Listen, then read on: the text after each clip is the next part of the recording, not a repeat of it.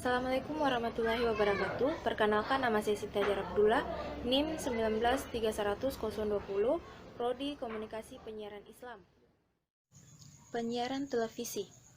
Dalam dunia penyiaran, tentu ada nama-nama yang sering kita dengar, salah satunya gelombang elektromagnetik, di mana gelombang ini terdiri dari medan listrik dan medan magnet. Gelombang elektromagnetik memiliki frekuensi tertentu, di mana yang dimaksud yaitu pengulangan getaran dalam 1 detik yang dihitung dalam hertz. Untuk melakukan kegiatan penyiaran, ada beberapa syarat yang harus dipenuhi, diantaranya yaitu spektrum frekuensi, pemancar, penerima sinyal, dan konten atau program. Gelombang elektromagnetik yaitu kombinasi medan listrik dan medan magnet yang bersosialisasi dan merambat melalui ruangan dan membawa energi dari satu ke tempat lain sehingga sinyalnya bisa dikirimkan ke mana-mana saja dan dapat diterima dalam waktu bersamaan, di mana kecepatannya sekitar 300.000 km per detik.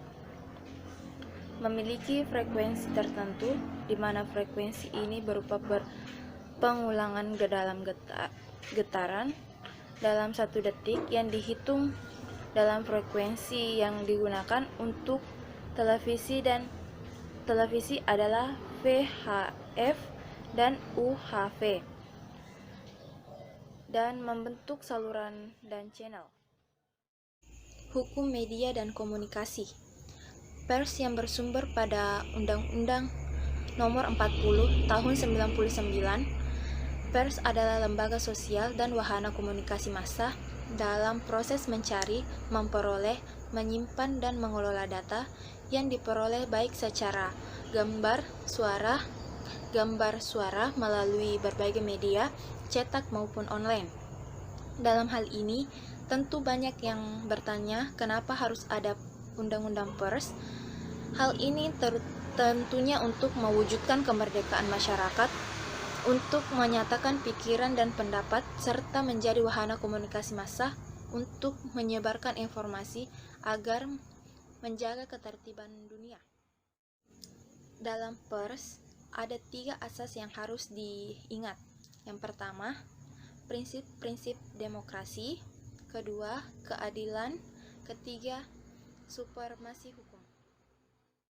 Fungsi dari pers yaitu sebagai media informasi, pendidikan, hiburan, kontrol sosial, dan lembaga ekonomi. Selain itu, pers memiliki kewajiban dan peranan tersendiri, di antaranya pers berkewajiban untuk menghormati norma dan rasa kesusilaan masyarakat serta melayani hak koreksi untuk masyarakat. Selain itu, peranan pers yaitu sebagai pendapat umum serta memenuhi keinginan tahunan masyarakat.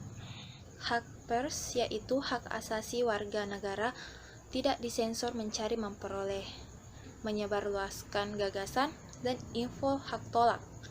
Peran pers memenuhi hak masyarakat untuk mengetahui, menegakkan nilai-nilai dasar demokrasi, mengembangkan pendapat umum, memperjuangkan keadilan dan kebenaran. Tujuan Dewan Pers mengembangkan kemerdekaan pers, meningkatkan kehidupan pers nasional. Wartawan dalam pers mendapat jaminan sesuai aturan pers ketika bekerja. Selain itu, yang dibahas dalam pers yaitu perusahaan pers adalah suatu badan hukum Indonesia yang menyelenggarakan pers, seperti perusahaan media cetak, elektronik, dan media lainnya, yang secara khusus menyelenggarakan penyiaran dan menyalurkan informasi.